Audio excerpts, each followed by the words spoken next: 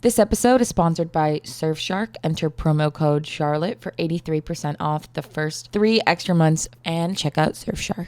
What makes a person a murderer? Are they born to kill or were they made to kill? Killer Psych Daily is a new podcast that gives you a quick 10-minute rundown every weekday on the motivations and behaviors of a criminal mastermind, psychopaths, and cold-blooded killers that you read about in the news. Hey, Prime members, listen to the Amazon Music exclusive podcast, Killer Psych Daily, in the Amazon Music app. Download the app today. And I'm pretty insecure. Same. Yeah. Which I feel like, again, people don't talk about online. Being insecure. Yeah. Like, I feel like I can appear really confident, but I have a lot of self-doubt and a lot of insecurity. And it's nice to, with my girlfriends or like when we actually sit down and talk about that more genuinely and openly. I don't think there's one person who's completely secure. Like, I just don't. I think everyone has like vulnerabilities, and I think everyone's susceptible to be vulnerable and like just have, you know, like no one's just like this full-fledged, perfect, stoic woman or guy. Like, it doesn't exist. Even like Jeff Bezos, I'm sure, is insecure about some things. And like same with like Jason Momoa. Like, it doesn't, the people that are at the top. These random. Well, I'm thinking like, Jeff Bezos and Jason Momoa? Because I'm thinking like almost like what would Jeff Bezos, what is everything Jeff Bezos is in Jason Momoa? What, you know what I mean? Like, it's just things like that. I'm sure Jeff Bezos to some degree is like a little insecure with 100%. Maybe his, like penis size. Like, there's like, who knows? Like, I think he's insecure. He's very competitive with Elon Musk too. That's what I mean. Like, there's like, I don't think you ever reach like a person where you're just completely secure. I think you try your best and you work on the things that you need to work on. But part of being alive and part of the human condition is feeling insecure. I really believe that's what it is. I don't think you ever reach like perfection. I don't. But I have met people who I feel like have much healthier self-esteem than me. Yeah. Well, that could also be true, you know, but I'm sure like to some level they're still insecure, whether it be that they're younger brother like is the golden child and they're, you know what I mean, there's still like something like that they like can find like think about even with guys, like guys are so like, you would say like more, I would say like more secure with kind of their looks than women are, you know, but it doesn't mean that they're not insecure, you know, like some of them are going to lose their hair and some of them like see it in the mirror and they see that and it's like, but they're not going to voice it all the time. And like, or they're not come gonna, really fast and they like disappoint the girl they're in bed with. Exactly. Like there's certain things where, but I don't know if guys, for instance, have like the wiggle room or the community as girls do to like openly talk about it. Like girls, that's why I like being a girl. And honestly is that we have like such a girl like womanhood that is like so like what's going on in your life, like it's just like every girl like likes to talk about each other and like is a little more caring and nurturing in that way. Guys don't really have kind of this open floor discussion where we say everything we're insecure about. They don't do that. Totally. We kind of do that. Do you feel like TikTok and like Instagram and stuff has exacerbated your insecurities? I think Instagram did, and also at the time of when it came, I don't know if TikTok has, honestly. Exacerbated. Sorry, someone. No, it's fine. But I think TikTok has been a positive. Besides all the time I waste on it, that's not good. But overall, I wouldn't say it's like negatively making me more insecure. I wouldn't say. Instagram for sure when it came out, and when I was like getting followers on Instagram, and I was young and like 16, and like thought that I like my self-worth, a lot of it came from Instagram without me consciously knowing it. So that wasn't good. And that like really, oh my God, seeing so many beautiful girls like just made me feel like the ugliest person ever. And it just gave me complete like face, body, everything dysmorphia where I just thought I was like so ugly. And like that's not good for a kid. Like, and you don't feel that on TikTok? Not really, no. I think it's also too just the place I'm at in my life more. Just like I've gotten older from when I was 16. So now I'm just like, I'm more just like there's space for everybody, you know, and like someone's like greatness doesn't take away from me. Like I haven't felt that in like a really long time. I would say like honestly, like I haven't. And so I'm more just like appreciative of like what, like of people's beauty and stuff like that when I see it, rather than like, wow, they're taking away from me or something like that. And I just love TikTok. So I just love it too much to hate it. You're very good at it too. I just love it. It's so fun. I don't really understand it. What aspects of TikTok for you, like, do you feel? It's like actually, I do not understand how you guys, like, it's a lot of fucking work. I'm sorry. It's like making a movie every time. So I love that. Like, that's what I love about it. I think I love like and people are mean. I got bullied really hard. People are terrible. They're way meaner than Instagram. They're like demons. They're demons. I had one TikTok go viral. Which one? I just like made a. I mean, it's true, but it was kind of. I was joking. Was about it the nepotism one? No, no. I deleted that one. Eileen. I literally looked at it, and the first thing I thought was, I wish I posted this. It was Eileen laying in bed, and the quote, like, words over the screen. It zoomed in on my face, and I was like, just laying in bed, wishing I had nepotism. Like, wishing I was a nepotism baby. I was like, it's just so relatable. Like, literally, don't we all? Like, I would love to be a nepotism baby. Like, for real. Like, in another life.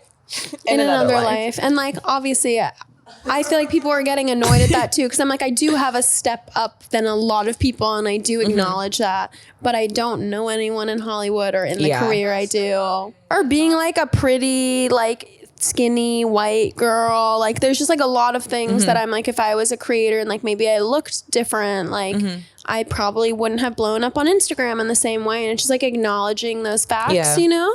And it's like, obviously I can't control that, but I can acknowledge it. And also, that I was able to move to New York and like go to college and have my college paid for and like all of these things. All the blessings that you were given. Blessings. And that did give me kind of like a step ahead than a lot of people. Totally. But at the same time, like moving here and trying to get into this world and I think because I know a lot of people who do have help through their family or know people, it's hard to not compare myself to them. But then you have to realize like that's not normal life, and that's not most people's experience. All I say to myself in those moments is like, Charlotte, you're not a nepotism baby. Like, literally, what do you expect? You will never, ever be able to compete with people whose parents are famous and like the most powerful people in the world. You don't stand a chance. I had like, you know what I mean? 2 situations. So one, I got dropped by my agents during COVID, like 2 years ago. Agents for like, what was I had modeling, or like what kind of agents? No, I had agents, I don't know, for like television podcasts, endorsements, because I used to do a lot of brand deals with like Calvin Klein, Marc Jacobs, all these things.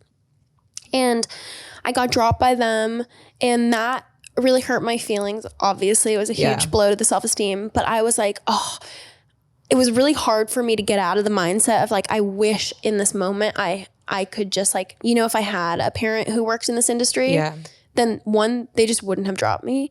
2, I wouldn't have to fight tooth and nail to even find representation. Charlotte Lawrence actually was super, super nice and connected me with her publicist. And her publicist was so fucking mean to me. What? Like, mean how? Like, so dismissive? Rude. We had an appointment or a meeting, and she flaked on me like 5 minutes after it was supposed to happen. Oh my God. Emailed me, and then we reset the meeting like a week later, and then she flaked again, or like 10 minutes before I got an email just saying, hey, just want to let you know, like, if it isn't clear by like my crazy schedule, I can't take on anyone. Oh my God. And like super fucking rude. But I was like, I just know if like, honestly, well, of course. I mean, I'm if my parent was like famous or created a hit TV show, like you would not be giving me the runaround or being so rude. And like, I even had this with Delilah. We were at dinner the other night with some like very fancy agent lady, and she like barely spoke to us or looked at us, and we're at a 4-person dinner. And I was like, hello, like I'm a human. Like what the actual fuck? It just makes me, for like whatever success and blessings I have in my life, like I always try to pay it forward. And I feel like I'm very generous with like my friends and like a lot of my friends who are maybe not at the point in their career yet that like I am, where I'm like, I would love to connect you with like, oh, do you want to talk to my agent, or like I can try to connect you with this person or do this. Like I'm like, absolutely, let me share. Like there's enough pie for everyone. And I just feel like I meet a lot of people in like New York and LA who don't think like that. What's that quote? It's like, there's always room at the top of the ladder for people who are willing to pull it up. Interesting. And like willing to help other people. And that was really nice of Charlotte Lawrence, and like not her fault, like super, she went out on a leg to do me that favor. And so sweet of her because she didn't have to. And like, I don't even know her that well, but her fucking publicist fucking bitch. Yeah.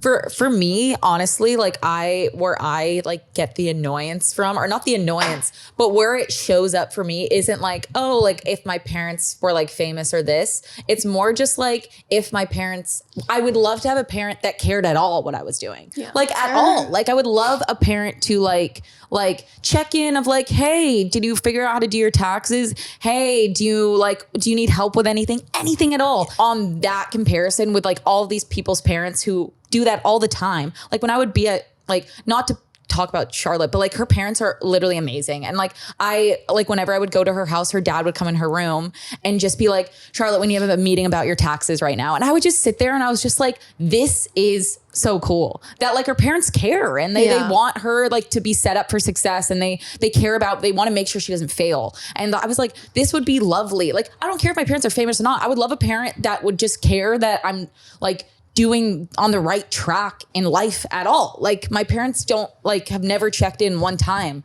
to see if I'm like alive or dead. Like truly, my sister can contest, she's behind the camera. Like it's just that's where for me the like envy is of like. Do you say that to them? To who? My parents? I only talk to my mom, and my mom has like really poor like self-awareness. Just not very present. As long as we're like posing for an Instagram photo with her, she's happy. Mm-hmm. And like, that's kind of it. I relate to that. Yeah. I mean, not that specificness, but like, I remember even just in grade school and like high school, for example, watching all of these. I mean, I grew up without a mom, you know? Yeah. Watching people have a senior yearbook page, or like their parents throwing them like a graduation party. And like, I never had any of that. And I think I grew up in such a tight-knit community that it was very in my face of the support that other people had emotionally that I wasn't given. And that's been hard. So I do relate to that. But it's kind of ultimately like, again, I don't want to be victim mentality. Totally, and like, I do think kind of having those hurdles to jump over and not having that support is what made me really fucking motivated to like succeed on my own. No, I completely agree with that. I think that there's an understanding having none of it, like that you have to learn, you know, like that you learn certain skills and lessons in life that people don't learn until they're in their 30s or ever, you know, because like those people are so coddled, you know, and they're so privileged and blessed, you know, and like I genuinely, like if it had to go to some people, like I'm glad it went to the, like, obviously not everyone's deserving of their privilege, but there's some people that are very kind and have like really like amazing lives. And I'm like happy that they do, truly. Like if it had to go to someone, like I'm glad it's to like my friends, honestly. But like in my head, like, yes, like I would be a lot further if I had one parent that was like attentive, but like at the same time, like there's certain lessons but that maybe like, you wouldn't have been. Like I think I would be. You don't feel like maybe like I think stunted in some ways? I think that. I guess I'm just like, I really just try to live my life like everything happens for a reason, because I don't want to live with the thought or the regret will make me go crazy of like, well, what could have been, or you know. No, every single thing that's happened to me, like or just how I grew up, I always am like, this is how it was supposed to be. This was how it was supposed to be. Or else I personally just get really resentful. Yeah, no, it's more so acknowledging the truth of like, this is what happened, and like maybe this wasn't there. Am I going to cry about it in my room? No. It never. And am I going to like sit and like complain about it every single day? No. You don't ever cry about it? No. I tell you, I cry about like weird things. Like we were at a restaurant and I saw a cat, like a stray cat, and I just bawled my eyes out. Like just weird things like that. But I think innocence. I'm really moved by kindness, and I'm really moved by purity and authenticity. Like there's a girl in one of my classes for some reason, and she thinks I'm so fucking weird. You don't understand, because every time I am with her, she brings me to tears. Like I don't know, and I barely know her. And I think about it, I'm like, her name's Kelsey. If she's watching this, she's gonna think I'm so weird because I'm literally like so obsessed with her. I like don't know what it is about her, like to me, that like I just think she's like I'm literally going to cry thinking about it. Like, I don't know what is wrong with me. I don't know what it is. Sorry, I'm reacting to your sister's laugh. Sorry, Charlotte's sister's in the back, crying, laughing, having a meltdown at Charlotte crying at this girl. And I feel awkward. No, I don't know like what it is. Like certain people just trigger me. And she like, I think I'm like triggered by, people just being them, like, I don't know what it is, purity. I think there's a purity into this girl that I just like. You don't want it to like get ruined. I just like, she's like older than me. She's not like, she's like this young, like 18-year-old girl. She's like, it's just her. She's just being like, she reminds me of Alana from Broad City, if anyone's seen Broad City. She's just like this girl just being herself. She's just so weird and like, just cool. And I just like, I just have this soft spot for her. And I have this soft spot for this other guy in my class who I like, there's just these two people that just like do something to me. And like, they've both seen me cry to them of how much I love them. And they both think I'm fucking crazy, but I can't help it. I don't know what it is. I think that's sweet. I just love them. Like I really do. I don't know what it is, like certain things. So I do cry at like the most bizarre times, but I don't like cry for myself that much. I'll cry like once a year or twice a year when I like remember certain things, like where I'm brought, because I can like talk very like, yeah, like, you know, like, or I don't know. I think just where I remember certain things. Do you feel like dissociated at all? I am dissociated. Yeah. That's like my mental health problem. I've like just actually recently talked about like that I am dissociated. So, but yeah, it's more so like I've definitely dissociated from, my parents specifically. So I'll remember, this sounds kind of crazy, but I'll remember that I actually have a dad. Like in theory, like an abstract thought, I can say I have a dad and talk about him, but it doesn't actually click that I actually have a dad. And that was like, I came from this man. Like that won't click, and that will click maybe once or twice a year when I think about it, and then I'll really cry. But honestly, it's still like crying for like, him as well, you know, because he has like narcissistic. I know we've like, talked about it, yeah, stuff, and like that. That he is just a product of his environment. At least that's what I would like to believe, that he started off pure and innocent and like became that. So it's more so like that. It's just a very tragic situation, you know. It's just all loss, all of it. So it's just that can make you sad when you like connect to the loss versus living in a disconnect from the loss. You know, I live in a disconnect from it, so I don't cry that often. But then it'll have that portal where I plug into it, and then it like kind of comes out. But I relate to that. Yeah. A lot. Like, I feel very dissociated and detached emotionally from my childhood. And like, I don't have a lot of memories. Like, I feel like I was like, I need to get out of Seattle and I want to move to New York and I'm going to make something of myself and I'm leaving this all behind in like a very black and white way, that now that I'm getting older, I'm like, holy shit, there's like this whole life that I just kind of split on or like dissociated from, and memories and thoughts, and that's part of who I am. And I feel like I treat it like it's not. Yeah.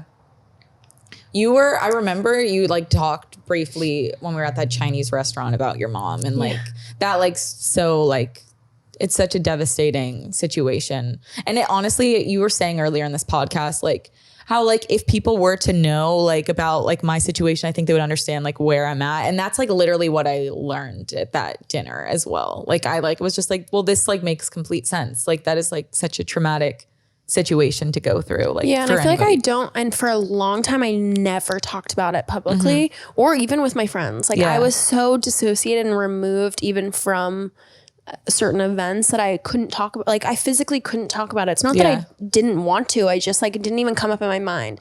It was so blocked out. My mom just passed away when I was really young in like a fucked up way.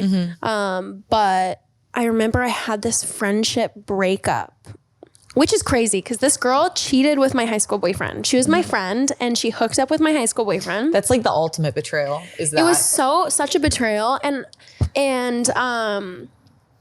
And I remember when I told her, I was like, what the actual fuck? Like, I can't be friends with you anymore. She was like, I know we're friends, but I don't even really feel like your friend, or like you let me in. I don't even know like what happened to your mom. Like she like listed. Ew, that is so fucking rude. Off all these things, but she was like, I just feel like I don't even know. She threw like your trauma back she at like you. really threw it at me. I think she was being genuine. She was just like, I feel like I don't know you, even though I know we're friends and like I know you, but I only know a part of you, and it's hard for me to feel. And she's like, yeah, I did fuck up and I shouldn't have hooked up with your boyfriend, and she did it for a whole list of her own reasons, as everyone brings baggage to the table. But it was kind of the situation where it really made me reevaluate. But then I also was like, well, fuck you. Like, you don't deserve to know me. And like, there's a reason, like, I'm protecting myself and I don't want to be hurt. And like, these are really intimate parts of myself that I don't really tell. Like, I really only started telling my friends and like talking about with like select few people like 4 years ago. Tell me if you feel this way too, but because I've gotten that exact same speech from my friends. It wasn't till I actually had an easier time talking to Tumblr about my problems than anyone in my personal life. My friends would say to me, I feel like I remember I had this huge like night with my friends, and they literally were like, we feel like we don't really know anything about you. Like, you know everything about us, but we don't know anything about how you are. Yep. And I realized like I took to Tumblr specifically. Like I would write like pretty much like unfiltered on Tumblr, like how I felt. Cause I wanted some sort of portal to express how I felt. I wouldn't say everything, but I said a lot. And then even with this podcast, like this is my way of being able to do it. Like I don't like, and I've gotten better at it, but do you feel like almost, cause we did similar things where we had like kind of Tumblr, and we clearly want almost unconsciously, we feel this kind of like direction to have like put our voice out on a spoken word. Intimate to me. It felt like it's through a computer screen. I'm not sitting talking to someone.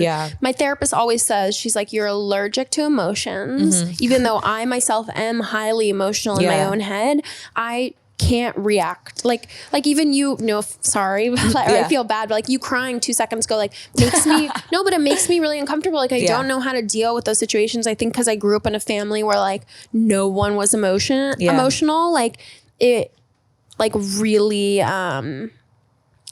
unemotional, don't talk about anything that's going on. So it was never mirrored to me. So like being around it makes me like my skin crawl. It's really crazy. Like my therapist will literally be like, you are allergic to emotion and allergic to intimacy. And it's true. And like the only time I ever felt like I could have true intimacy was in these romantic relationships. And then I would put like way too many of my eggs in one basket. And then they would always be like crazy town because I was super codependent, but I didn't know how to like have healthy, like genuine friendships too, if that makes sense. You do a fairly like good, like having been brought up with like that, because I know a lot, like so many people it's like a pretty common like archetype of a family to not talk about emotions, especially like being brought up religious. That's like a really common thing. But considering like you actually done a good job at like gearing against, okay, this is how I was brought up, like how do I like kind of like swim my way out of this? Like you've actually done a really good job. I had to do like so much work though, and that's why when I think I see my family, and like I don't talk about my family too much, but like it can feel really crazy making because they're so kind of unemotional or so avoidant as a unit. And like my family has a lot of problems and a lot of trauma, but they don't talk about it. That me just trying to address something like very normal, they'll look at me like I'm crazy. Like that you're bringing it up at all kind of thing. So I always tough. felt in my family unit like I was the black sheep. I'm the crazy one. Like I almost felt like that was kind of how I was raised, or like what was told to me. Like like I'm too much. Because I can't just sit on something and not talk about it. Like something about my environment growing up felt really uncomfortable. And like, I knew in my heart, this is not normal. This is not healthy. Was it just like the unsaidness of it all that you were like, am I the only one rooted in reality here? Am I the only one experiencing this? 100%. I remember like as a teenager in middle school, like, cause I lived with my dad fully alone, just me and him. And he was really just like always happy all the time, but kind of very emotionally removed. And I was like, if you cared at all, or if you loved me, if like you would react, you would have a reaction, or you would get angry or be sad or have any emotional response. Like I felt like everyone was so detached from reality that I interpreted it as I'm unlovable. There's something wrong with me. These people don't care about me. There's something wrong. I shouldn't be. Like I really internalized that for years and years and years. Yeah. But honestly, like it's like a movie, like stepping into like a movie set. Like I don't know. What is stepping into? Just my family life and like my dad's house. Like in just, the sense you feel like stuff. people are like playing a part kind of thing? Yeah. I mean, my mom died in a really like sudden way. And my dad kind of died when she died for like many years. Yeah. Like he just like wasn't there anymore. How is he now? Like, has he made progress? Yeah. He's getting married. Okay. And I never thought he would get married. He told me my whole life I'll never get remarried. Yeah. And he's getting married this April, which is kind of crazy. Yeah. And I'm really happy for him. And we've done therapy. Like part of me going away to McLean, I had to do family therapy. It's part of the program because people who have families that are supportive and understand their condition have way better rates of like remission and healing. Yeah, I don't know. It's weird. Even like talking about it, like the little glimpses, pretty vague. I feel like I can almost feel myself like just like I just dissociate. Yeah. Yeah. That's how like sensitive it is for you. It's like, it's like you're just removing yourself from it. I'm so emotionally removed from like everything that happened. Do you ever like look at your life and like your emotions, like almost like a spreadsheet, like chart? I sometimes do that. Like I sometimes like look at myself like a like person I'm studying instead of like actually having any attachment to it. It's just like, okay, well, like you're insecure about this, like because probably this, and like you are angry here, and like you're kind of delusional here, like literally like a spreadsheet, like textbook person. Do you ever do that? No, I haven't felt that. That's interesting. Never even heard of it. Really? Oh my God. I feel like people have to be doing that as well. It can't just be me. I feel like I try to be present, or I tend to lean more anxious and thinking about the future. And then there's like whole portions of my past that I just don't like to think about. Like I don't think about my mom ever. I honestly like my family's really spread out. Like they literally live all in different countries and continents. Oh, we can relate with that actually. Yeah, so it's kind of like that's wait, where do they live? Which also areas? Really fucking weird. Like I'm like, you literally chose the farthest planets of the earth to be from each other, which is like not normal. Where do they all live? My dad lives in Japan right now. My brother's living in Russia. My sister lives in Hungary. This is amazing. My one brother lives in Seattle, and then I live in New York. So it's like we're like maybe together once every 4 or 5 years. We'll like come together for Christmas. Like half of them don't come home for Thanksgiving or Christmas. Like it's very sporadic. Usually I'm the one that's like having to make a plan, or else my dad will just stay in Japan. Why does he live in Japan? He just loves Japan / he's marrying someone who's from there. Oh yeah, I remember. So he splits time that. Seattle and there, but he's spending a lot of time in Japan. Yeah, and I feel like that's something a lot of my friends can't relate to. Like I think even just during the holidays, that's why I always needed a boyfriend, because I felt like I came from such an unstable home life. Yeah. That I'm like, okay, I'll spend the holiday with my boyfriend, or like my boyfriend is my family, because I feel like my actual family doesn't really care to have a relationship with not only me, but with each other. Yeah. Yeah. And I don't know if you relate to that. No, I mean, to our family's like all over the world as well. Like, and your mom's in London? My mom's in London. Our dad's in Chiang Mai, Thailand. Yeah, I knew that. We're here. But at one point I was here and Sam was in Toronto. So we were all 4 of us in different countries. Like literally. So like none of us, but we'll see our mom on Christmas, but I don't even think we're seeing her this year. I think she's not coming this year. But it's hard, no? Like and I feel like a lot of people just can't, or at least the people I surround myself grew up with could not relate to that. Well, tell me if you like, in my eyes, it's just like you just adapt, you know? And like, I'm sure you feel the same way. Like, I don't know what it's like to grow up with that. Like, I just don't. So I don't know what I'm missing. Oh, see, I do. Not that I know what it's like, but I remember dating this guy. So one of my ex-boyfriends. But he's freakishly close to his family. Like, he's in his 30s and like he gets dinner. Oh my God, I remember you talking he gets about dinner this, with his parents or like sleeps over at their house like 4 nights a week, which is like, and he has his own apartment. Like, it's a little strange to me. Yeah. But I remember while we were dating and like just seeing how present he was, and like they're in a group chat and they text all day, every day. And like, I felt this kind of comparison, or not even envy, but just like this loneliness of like, I'll never have that.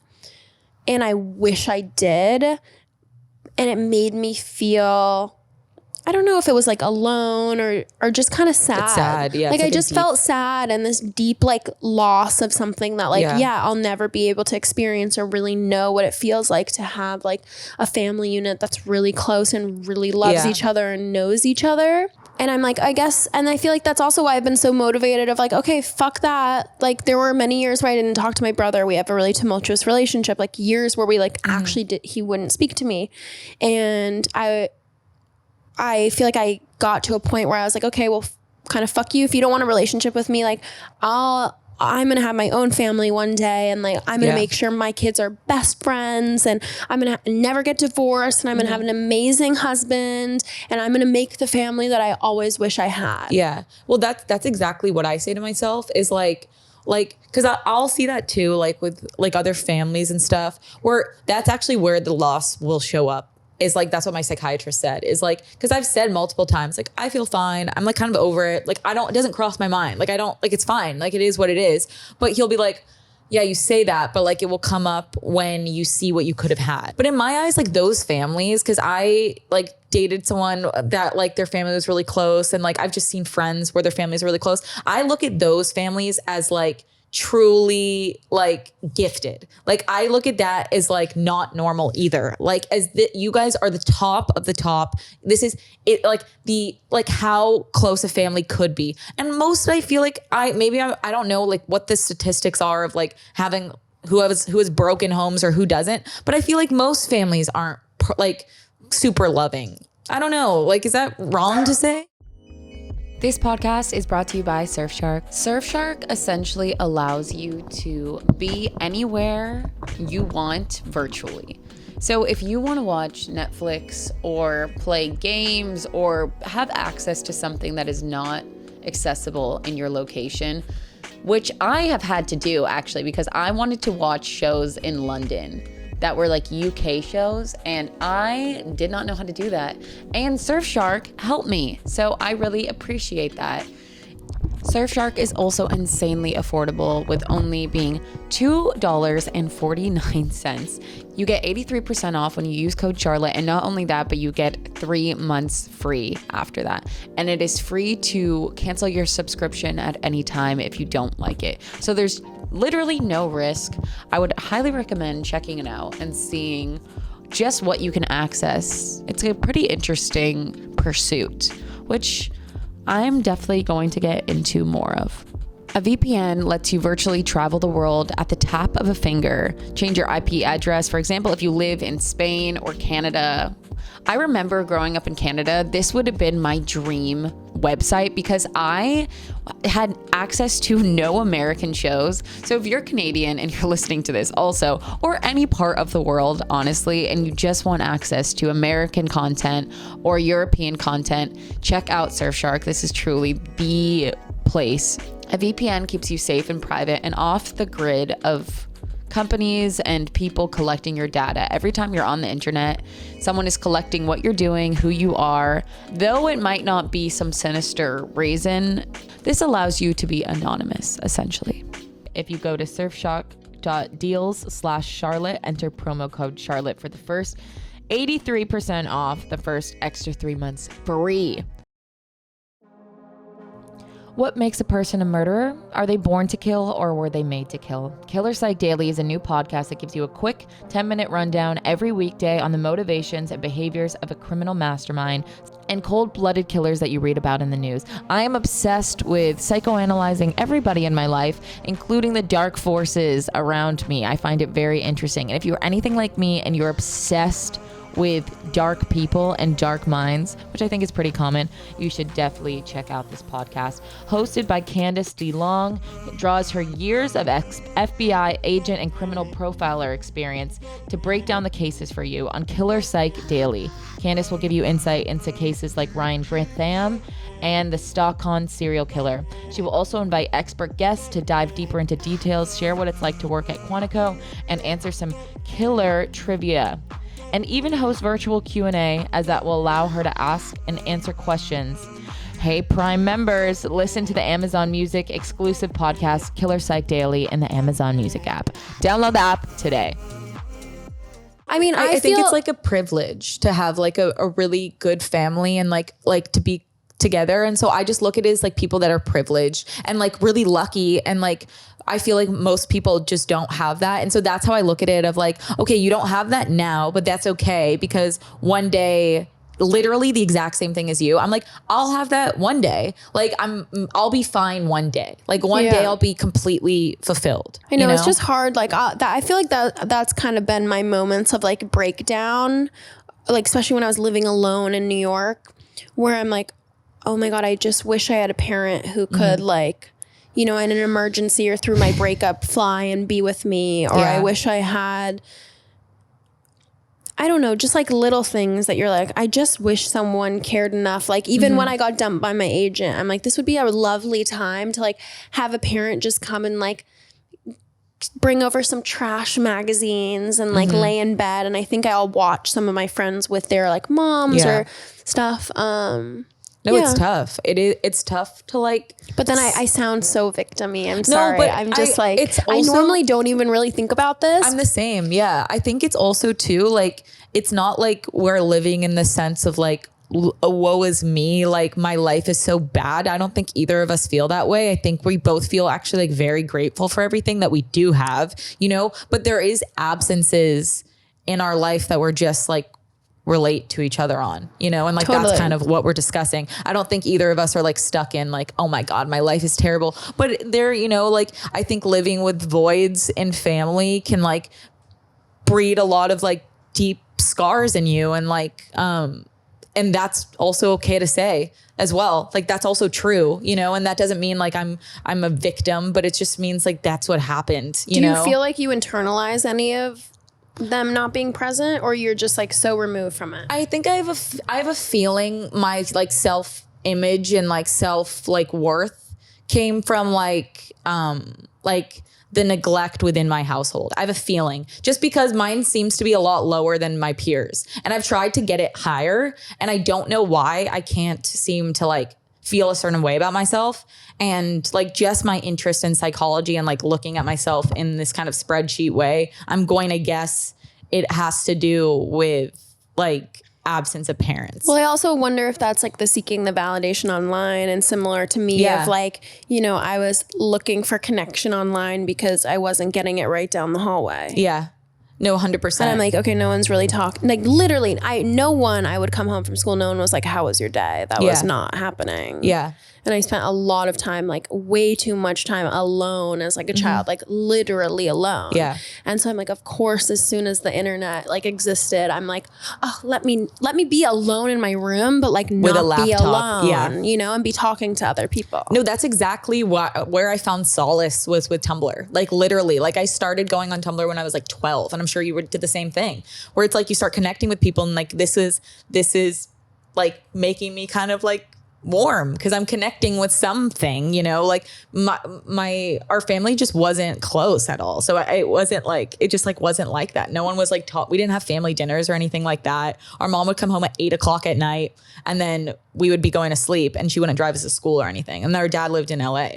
So it's just like, you know, like I think just absence in any way, like it's just going to breed. It's also like, hard when it's absence, but it's right there. It's also too, that's another thing, you know, it's like you can have parents, but you could also not have parents. That's what my psychiatrist told me. He's like, in a way you have parents, but in a way you don't have parents. So it's like, it's like a confusing thing almost in my head of how I feel about myself is orphaned, but I'm not an orphan. I have 2 parents that are alive. So how am I an orphan? But I don't at the same time. I'm like, I relate to what you were saying about like you not growing up with your mom of the like, you know, what do I do about shaving my legs? Who's going to teach me to shave my legs? Like stuff like that. Like I was close with my mom. Like I always like reference this, but like I like didn't feel close enough to tell her I got my period. And I didn't tell her. And I dealt with it by myself. I told my sister because I was with her at the time.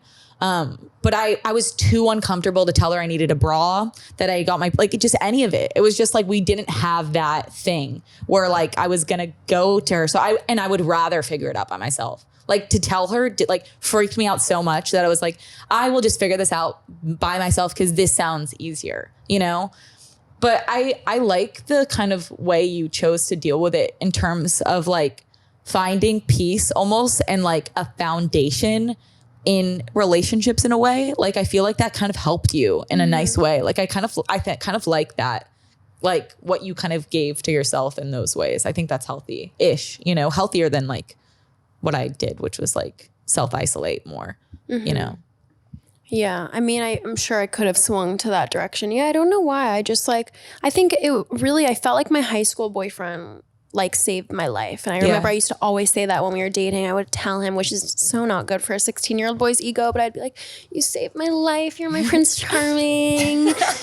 But like he would take me home and like I'm very close to his mom and she's known me since I was 16. And it was like I felt so much love in their household, and just to see the love between them, like their family unit, I was like, oh, this may not be my home, but I'm like being shown that this is possible and this is a home. Yeah. And it was really like life changing. Like I think it set me on like a way better path. And I think I could have like gone down a darker route if I didn't date him and like was able to see that. Cause like I was really depressive in high school. I did a lot of drugs in high school. I was like really truant. I never went to class. Like I was just definitely kind of this like bad girl. Yeah, I feel you. Energy. And I was very cynical too. Like I don't believe in love. Like none of these Catholic kids who come from these like amazing upper middle class families like understand what it's like when I get home from school. And I felt like I was just kind of angry at the world. I like really relate to what you're saying. Like actually like more than I think that you even know. Like that's crazy. Just like being like the bad girl, cynical, and the one up to no good. Like that was my reputation. And yeah, and I feel like that really got put on me. I have always had this problem, and I've literally wanted to call this the woman who ran my school, because I went to like a fancy private school. But I remember I got in trouble and I almost didn't walk graduation, and I had great grades. I always finished my homework. I just wouldn't go to class. They almost didn't let you walk, or you shit. Because you have to make a certain day amount, like you have to show up for school, and I would just always skip, even though I would do my homework, get good grades, but like they didn't care. Yeah. And so I had to do all this extra credit shit, and I did end up walking and graduating. But I remember she was talking to me and she was like, oh, she made me like go to detention or like after school study hall for like 3 months. Because I kept missing class, and not one time did she ever sit me down and say like, how are you? Is anything going on at home? Like literally no one asked me. Like just judgment, pretty much. Just judgment of like, this girl's, you know, skipping class, or it's like, you're a kid. Or what what don't people get about that? You like, even see it with like a kid who gets in a fight on the playground, and it's like, or they're bullying someone. No one like pulls the kid aside and is like, why are you so angry? The ones like acting out are in the most pain. Yeah. Like, that's what it is. And I've like in my adult life, I've always wanted to fucking email this woman and honestly just be like, fuck you. Yeah. Like literally fuck you. Like how nothing you. But just like, how could you not ever just one time be curious or empathetic, and like we're so judgmental. And I think that's something I really hold with me, and that's why I'm always like try to talk to these like girls online. Or, like I read all my DMs and will be like uncomfortably open on my podcast and then like regret it and have like paranoia. Literally probably after this episode. Literally same. But I'm like, okay, someone, like, no one asked me if I was okay. So like, I'm going to pay it forward and like do the opposite. Yeah. I think like that's like one takeaway I think of like being like a bad kid or whatever is like I don't really judge people that harshly now because I like even the worst people, the people that are like the absolute worst to me, I just like know they're in pain because that's the truth. If we're gonna keep it real, hurt people. Yeah, no one is acting out of nothing. Like it's like there's something most likely like they're unhappy. Like that's what it comes down to. And I don't understand how people in the school systems don't have any sort, like aren't well versed a little bit into psychology to know at least that, but you know. People who don't feel that themselves. And I always felt like the people who judged me the most were the kids who came from the perfect home. Yeah, and 100%. They, you know, and they couldn't understand. Like I made some stupid TikTok the other day that was like when you start dating someone or he falls for a version of you created so you don't get like abandoned, and then you're in a relationship but you feel more alone. And someone commented and be like, this is so toxic. Like, how could you do this? Like, what the actual fuck? And I'm like, okay, this is probably someone who like grew up with really like loving parents and like they can't understand what it's like to grow up in pain and then have these defense mechanisms. Yeah. And I see it like even, I don't know, like murderers or people saying like really crude, fucked up shit online, like Kanye, all these things. Like I do feel like I try to practice empathy for everyone. And you're like, you don't know what's going on for them behind closed doors. Yeah. And it's always the people who jump on it that like they themselves can't relate. Yeah. I think that like a good way to look at it is like, and I don't think I'm alone in looking at it like this, but like that there is just like a child, like an innocence to everybody, you know, a purity to everybody. I really do believe that. And like that is like their like, I don't want to say like true self, but I really do think that people's like goodness in them is their true self, you know? And sometimes it just gets buried over hurt and like resentment and pain or whatever it is. But I think that like everyone is just like a kid, you know, that like was either dealt a bad hand or just like pushed down by society or whatever it is. And like, you can't really judge anybody because like everyone has a reason why they are the way that they are. And even like you can kind of like make an argument that you can judge like abusers or murderers and people that don't like check in ever with themselves and don't think, am I doing the right thing? Is this good for society? You could judge them for sure. And like, you could make a really good argument of why, but like, even to a degree, like I could like, I don't know, like there's like some sort of something that like led everybody to make the decisions 100%. That they've made. That is my true belief. Like I had this woman on my podcast who was the director of psychiatric services at the biggest jail in New York at Rikers for like 15 years, her whole career. And she was saying a lot of the people I came across were victims of their environment and things outside of themselves. Did they make shitty decisions? 100%. But ultimately, if you really sit down with them and treat them like they're human, you'll start to piece together like what in their home or what was mirrored to them of why they made those decisions or why they didn't have a safety net, you know, to make like, I don't know. Also, if you grew up in an environment where like violence, for example, is the way that your parents dealt with problems, then of course you yourself probably are going to use violence to deal with your problems. And like, that's why I think it's lovely what you're doing. And just like talking about these issues is how you like make any sort of change. Yeah. Yeah. Well, I think it's just like good to keep in mind. Like, I think people are so quick to judge everybody so quickly. So you see that on TikTok all the time. People are just so mean for no reason. Like there's literally no reason. Like they have it's coming from nothing. It's just a place of them liking to be mean, you know, and they just will like jump on you as soon as they can. And it's not even like to me specifically, it's every single person online. And I just find it interesting. I'm like, there's just like such a lack of like humanity with each other. But it's because it's separated, because it's through the screen. I could sit over here and write some really nasty thing on your TikTok that I probably would never sitting here say to your face. No. Oh my God. You know, and like even these trolls or people, like they're probably saying things that if I was sitting in a room with them, they would never have the balls to walk up and say that to me. Yeah. And they just wouldn't. Yeah. And maybe they wouldn't even feel the same way. Even in like day-to-day life, I think it's just good to keep in mind because it will make you less crazy and it takes the pressure off of you because so much of like mistreatment, I'm sure, done to you and done to you and done to me and anyone listening, like it's actually a lot of it doesn't have to do with you. A lot of it has to do with the other person. And it's not to be mad at them and judge them and say, fuck you for making me feel this way. It's just like, okay, I understand that you're probably have no idea how to handle your pain. None. Like even teachers, like I just pitied them. The teachers that were absolute assholes to me. I was like, your life must be so bad. So bad. Because that's the truth. It isn't me. It isn't my classmate. It's just that you're miserable. And it's just, you're not getting fucked enough. It takes back your power back like a little bit, where it's like, I'm not I'm not what you can make me feel anymore, because I just know that you're dealing with your own crisis and not getting fucked enough. It's true. One time I was having sex with my ex-boyfriend and I shared a bedroom wall with my neighbor. Yeah. Like, so I'm sitting here right now. You can see me on the camera.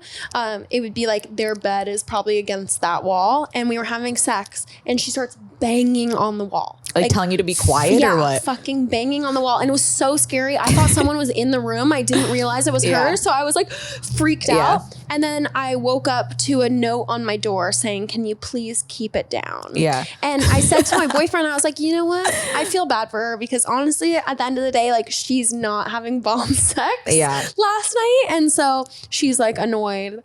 And it's not even like we were being that crazy loud, but anyways. Yeah. Anyways, that's my segue into when's the last time you had sex, Charlotte? This episode is sponsored by BetterHelp Online Therapy. Unfortunately, life gets tough. I talk about it all the time in my podcast. So you guys know, and without me talking about it, I'm sure you guys know. So that's why BetterHelp is a great solution and an easy, affordable solution for online therapy. For people who have never done therapy and are kind of shy about it, is basically someone just to talk to that can better understand how the mind works and be a non-judgmental place to go to, which I think everyone needs and everyone would benefit from. BetterHelp makes it nearly impossible to avoid, and it's something I really encourage all people to try. It has helped me my whole life. I've been in therapy and with psychiatrists since I was the age of like 5. So I am a huge advocate for therapy and talk therapy and getting help online as well. As the world's largest therapy service, BetterHelp has matched 3 million people with professional license and vetted therapists available 100% online. Plus, it's affordable. Just fill out a brief questionnaire to match with a therapist. If things aren't clicking, you can easily switch to a new therapist anytime. It could not be simpler. No waiting rooms, no traffic, no endless searching for the right therapist. Learn more and save 10% off your first month at betterhealth.com/goodandevil. That's BetterHelp, HELP.com/goodandevil. If you're spending time with loved ones for the holidays, chances are you're going to hear a lot of stories. But have you ever wanted to help your loved ones document those timeless stories? It can be challenging to write an entire book of your life, memories, but Storyworth makes it easy and fun. This is how anyone can write a book about their life. Every week, Storyworth will email your loved ones a single life-related question that you pick from their collection, like what's the bravest thing you've ever done? Or what's the furthest you've ever traveled? All they have to do is reply with a story. After a year, Storyworth compiles your loved one's stories, memories, and even any photos into an exquisite hardcover book, creating a valued keepsake. Millions of stories have already been told with Storyworth because they make the process so simple. Get started with your loved ones for the holidays, and before you know it, you'll both be cherishing those timeless stories in generations to come. Go to storyworth.com/Charlotte and save $10 off your first purchase. That's Storyworth, STORYWORTH.com/Charlotte to save $10 off your first purchase. Last time I had sex was this summer, but there's just no one I want to have sex with, which sucks. That's Ooh, there's someone I want to have sex with. When's the last time you had sex? Ooh, maybe like a month ago. A couple weeks ago, a month ago. Must be nice. I'll revisit though. I'm such a recycler. Like I'm a recycler too. I love to fuck my exes. So like I just if you're in the club, you're in the club. Yeah, you're in the club for life. For life. For I know, literal life. But that's toxic. So I don't think it's. I'm like totally cool with every single guy except No, I'm cool. I'm cool with them if they want to be cool with me. If it comes down to if you want to be cool with me and there's like one person who won't be my friend, but the rest will be my friend happily. No, they'll fuck me, but I'm like, if you're not nice to me or respectful, then I'm not going to give you that. Like, I am a goddess in a temple. Yeah. You're not allowed to enter my temple. No, that's a good way of looking at it. Anyways, I went on a few dates and then I randomly was like, not bummed, but this guy was supposed to come and hang out with me and my friends. And he was just like at a birthday or like not meeting up. And I was kind of like, just annoyed. So my friend is seeing this guy and he was like, oh, I'm going to invite my friend to come hang out with us. And I'm like, okay, like not thinking twice. And I was really drunk and I just started making out with him within 2 minutes of him arriving. And now we've been seeing each other. I love that. That's a beautiful story. I know, but he's really sweet and like, who knows what will happen, but yeah, I like him. I have a crush. Something that helps. And I haven't had a crush on a really like a genuine crush where like. You have butterflies. Whoa. Would you say that or no? You wouldn't say that? That's how I define a crush. I'm like, when I get like excited in my like body, that's a crush for me. I just feel like I am usually in it for the wrong reasons. A lot of the time it's like because I'm so attracted to them or just some like vapid ass shit. Yeah. And I feel like this time around, like I am really attracted to him, but I just think he's like very sweet and I'm still getting to know him. It's so early. But anyways, I do love having sex. I'm so fucking horny since getting my IUD taken out and going off birth control. Is that a thing? You get hornier when you get your IUD I think it really taken? depends on your hormones, but I am like the most horny I've ever been. I feel like this is what a guy must feel like 24/7. Yeah. I mean, most men actually do not know what they're doing. No. Personally, I also, have to be. some of them don't like. Some of them like don't want, care. My friend and I were it's just like literally about like this, Charlotte. No, but at the same time, tell me if sometimes I don't even care. Sometimes I'm just down to just have sex, and I'm like, you know what? Like we're just, and it's still fun for me. I'm like still like I don't need to like get, but like, a super, guy wants you know, to come because they ultimately always want to come and then they're over 100%, it, and that's what's unfair. Is I'm like there needs to be some equality. Like at least like try, and if it doesn't happen, because sometimes I have to be emotionally comfortable and present to come. Like I usually can't come with casual sex. I can't come unless I'm really like that's why I always revisit past people I fucked because the sex just tends to be good because I'm like because you know them. You're comfortable and then I with can them. relax like and I don't them. care about like what I look like or what sounds I'm making. I can really like just feel the sex and then I can orgasm. Yeah. I've cried during sex before. I've never cried during sex. But and they don't know. Yeah, they don't know. How do they not know? Wait, have you never been checked out during sex? I don't know, but I've definitely like just so like sometimes I feel out of my body, my own body. I don't think I do have friends who have felt that way and have talked to me about it. I don't know if I've ever felt out of my body.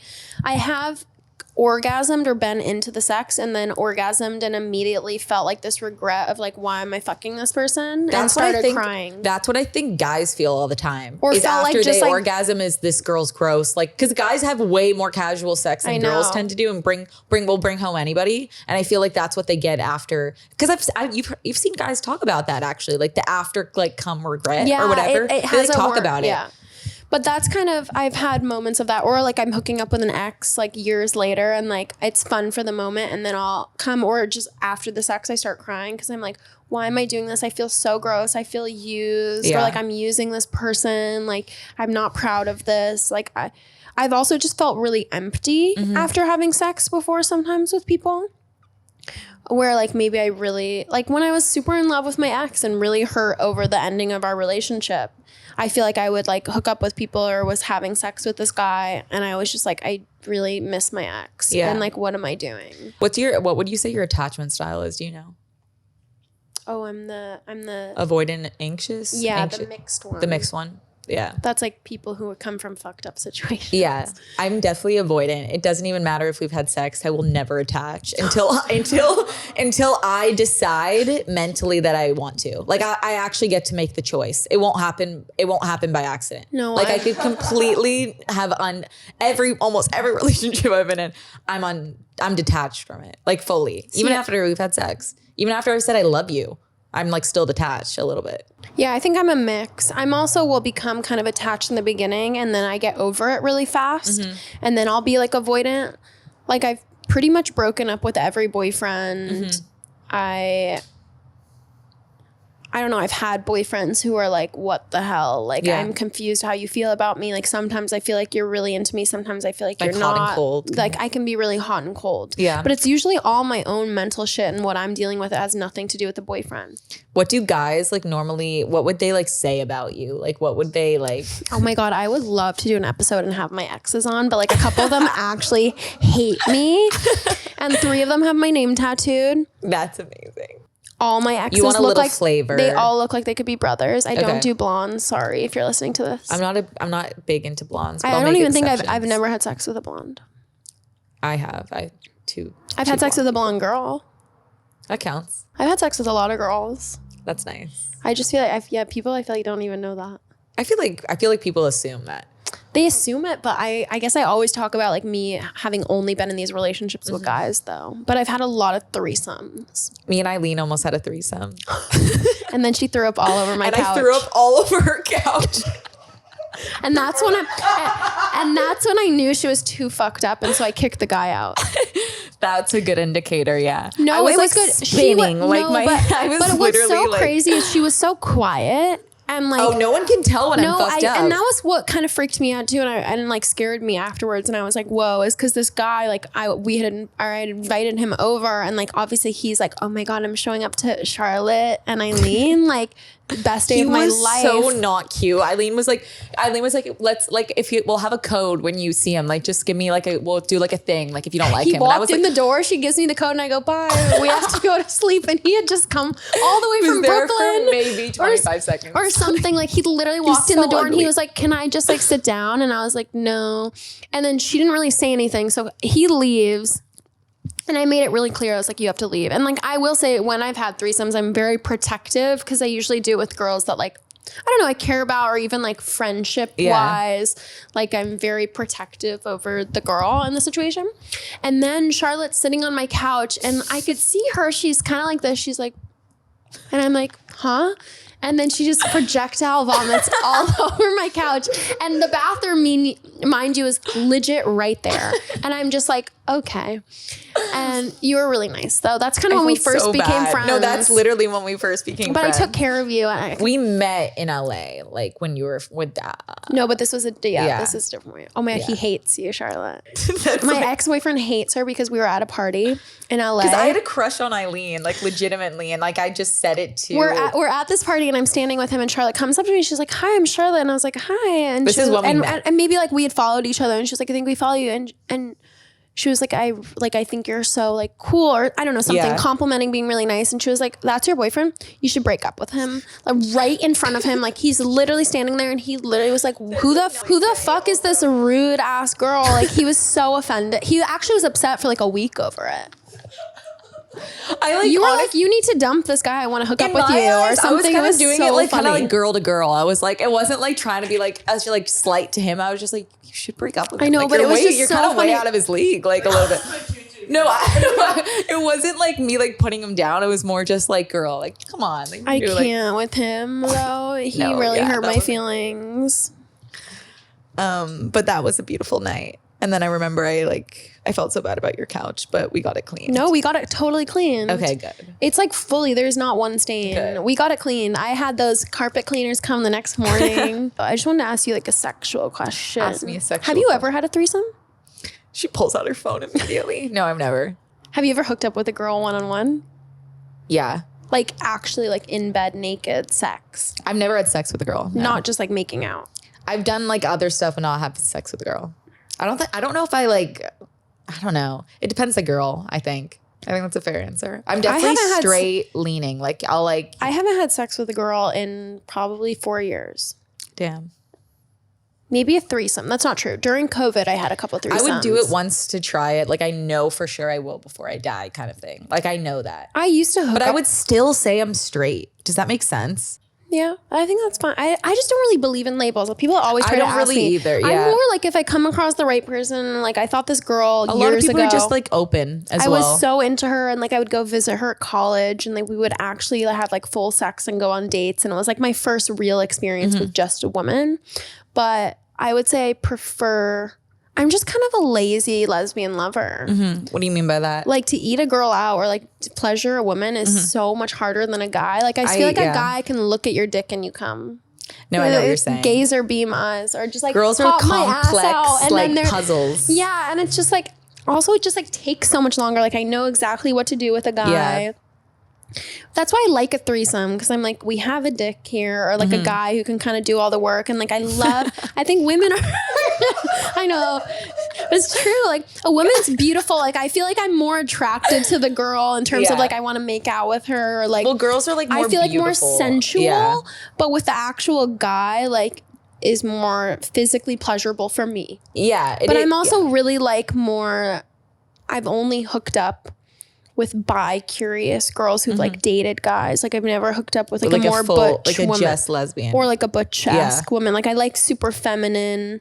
I go back and forth. I think I prefer feminine, lesbian, like bisexual girls, but I still find myself attracted to like kind of more butch girls. I've never been attracted, but Really? who knows? I definitely could. have been. I definitely have. No, I love like a beautiful like mermaid. Yeah. Do you like bladder play? Bladder play? Define bladder play. Just kidding. No, you're not. No, I am. I made that up. I mean, there's definitely like peeing on people, but I don't think it's called bladder play. Yeah. Bladder play is a real thing. Does you? What does it say? Guess what it is. What does it say? It's also called piss play. Oh, because I've heard of piss play, but I didn't know they call it bladder play. It's just like peeing. Bladder play. Or getting peed on. I like that. Questions to ask the guy you like. That's you, Eileen. Do I have what? Questions to ask the guy you like. You're the guy she likes. Oh, okay. Where's the naughtiest place that you've done it? I've had sex in public. Oh, I had sex in Central Park. That's good. That's good. What are you best at in bed? What am I best at? Yeah. She perks up. Straight So A student I've right been here. told. I think I give a mean blowjob. Okay. I've been told I give good head. I don't know. I think I'm good in bed. Like I feel like I'm very communicative and like comfortable with my body, and that's something I've been like complimented on. I'm like very just in the moment. Okay. I like that. I like a present person. But also like try anything. Like I'm pretty adventurous. What's the longest you've gone without having sex? 5 months in my mental hospital. Oh my fucking God. I did bring a vibrator. Yeah. I think I was the only one who brought one too. That's crazy. I know. That's crazy. What's your favorite sex position? Ooh, I like Demonstrate. I like laying down, and then if they're here and they're having sex with me like this way, and then they can rub my clit. Okay. It's like So here I'm here. yeah. And the guy is here. Ooh, ooh, like this, and they stand. They stand Okay. up. That's great. I don't know what that's called though. I don't know what that's called, but that's Okay. definitely the one. Do you like the lights on or off during sex? I like it off, and I feel like everyone I have sex with always wants it on or like Interesting. a little bit on. They're like, I want to see you, because I feel like they want to see boobs and like ass. Yeah. And to me, I want to like feel it more. When did you lose your virginity? I lost it right after my 17th birthday, my senior year of high school, in a car after a football game. That's like literally virgin suicides. Like literally. What turns you off? I don't know. I don't like guys who are immature. Like to me, if you're going to have sex with me, I think like all bodily stuff is like natural and not gross. Like I look at like more medically. Yeah. And so I feel like to someone who wouldn't have sex with me like on my period or like would I be feel grossed that. out about anal or like anal play, like to me that kind of makes me feel like you're like a little immature to be having sex in the first place. Yeah. But maybe like bad breath. Yeah. No, both of those are completely valid. But that's also something that's easily fixable. Like I'm not gonna like hold that against you. Oh my God, no, I have the one. I have the one. What? This happened to me like kind of recently. And actually my friends and I cannot wrap our heads around it. So I was seeing this guy and I was hooking up with him and he farted Okay. really loud, like painful. While you guys were having sex? No, it wasn't while we were having sex. We had like just finished. Okay. And I was like, in my head, I was like, this is so painfully awkward that I can't mention anything. Yeah. And I really don't like that stuff. Like I never talk about going to the bathroom. I don't like that stuff either. I don't I'm like not that like stuff. I'm not like a comfortable girl I don't with think that. it's funny. I'm just like, I was like keeping the raised- mystery for real. And so he did that, but I was like, okay, I'm going to let it slide. But then like 3 minutes later, he did it again. And it was like so loud, like straight out of like whoopee cushion style. And then I went to go go to the Did it bathroom smell? to pee. No, Okay. but it was so painfully loud, like you could not ignore it. So I went to go pee and then he did it again. And like he just like actually farted 10 times. And I was asking one of my friends, Delilah. Yeah. And I was like, I need to know, like, I'm really confused. Like, is he just having a gas attack? Yeah. And she was like, no, it's because you didn't say anything the first time. He thought he was comfortable enough to keep doing it with you. And I was like, no, that's so crazy. And she was like, yeah, you needed to be like, that's fucking weird, dude. Yeah. And I'm like, I'm not going to be like, that's weird. Anyways, it really turned me off. I never need to hook up with him again. Yeah. And he texted me something kind of rude. We've gotten through it, but she was like, why didn't you respond being like, you need to stop farting on me? Wait, what do you like? That's what Delilah said to say? Yeah, he had like hit me up about something. As your reply. Yeah, like- and she was like, your response should have been that with like the emoji of like the air. And I was like, Delilah, literally, if I was on my deathbed, I wouldn't send that text. No, that is actually pretty good. No, it was really, really weird. I was like, do you have no manners? Like, did you not have like a mother raise you at all? Yeah. To like, you don't do that, especially when it's like in the beginning. Like, it's not like it's been my boyfriend for like 2 5 years. Yeah. And like, okay, fine. Something Like he slips. thinks it's really funny. Whatever. Like that's gross, but still. This guy, it's like was so new that I'm like, you're actually fucking disgusting. That's where you should be a little more, insecure. Like, Yes. That's where it benefits you for, kind of reel it in a little bit. And I'm like, that's where guys are just, they're not insecure. And lastly, what is your type? I think it's something I'm still figuring out. I like people who are naughty and not just on the straight and narrow. Like they have to match my energy a little bit or be able to handle it. Yeah. I've dated guys who like can't handle, just even like what we're joking about, like me talking to strangers out at Sunset Tower. Like I need a boyfriend who like is like into that and accepts that part of me isn't like made to feel like they're not outshined or they feel insecure or like they can handle it. Like they can, yeah. Exactly. I need someone who's like secure enough and confident enough to like handle all of this. No, yeah, I get that. I feel that. It's a tough ask. Not everyone can do it is the thing. I know. Like same with like every girl, like not every guy won't be able to handle every girl. Eileen, thank you so much for coming on this podcast. Thank you so means much the for world. having me. Honestly, actually, I'll be back anytime and you're going to come on mine too. Hell yeah, we're gonna do a podcast swap. So yeah, Titties. us girls with podcasts. Let's go. Girls with podcasts and hot dogs. Wow. Honestly, I could really go for a hot dog. I could go for a hot dog too. Go to storyworth.com/Charlotte and save $10 off your first purchase. That's Storyworth, STORYWORTH.com/Charlotte to save $10 off your first purchase. This podcast is brought to you by BetterHelp. Go to betterhelp.com/good and evil to save 10% on your first month. That's BetterHelp, HELP.com/good and evil for 10% off.